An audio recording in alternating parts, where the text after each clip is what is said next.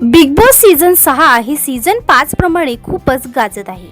Big boss season 6 ने देखील record तोडलेला आहे।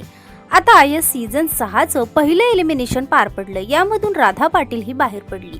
राधा पाटील ही विशाल तसेच रुचिता आणि अनुश्री यांच्या टीम मधील होती। ती बाहेर गेल्याने देखील ते सर्वजण नाराज झाले होते। पण आता बाहेर आल्यानंतर राधा पुन्हा एकदा चर्चेत आलेली आहे।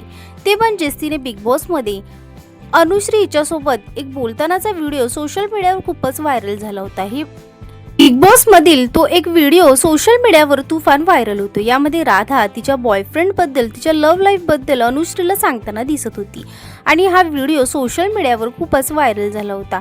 आणि यानंतर आता राधा या कारणाने पुन्हा एकदा चर्चेत आली आहे। पण ती बाहेर आल्यानंतर राजश्री मराठी या इंटरव्ह्यू मध्ये देखील तिनं सांगितलेलं आहे। पण ती आता खूपच पलटताना दिसत आहे। ती म्हणते की तो माझा पास्ट होता। म्हणजेच राधा आता बाहेर आल्यानंतर एक आणि आतमध्ये एक अशी चाहत्यांना दिसत आहे।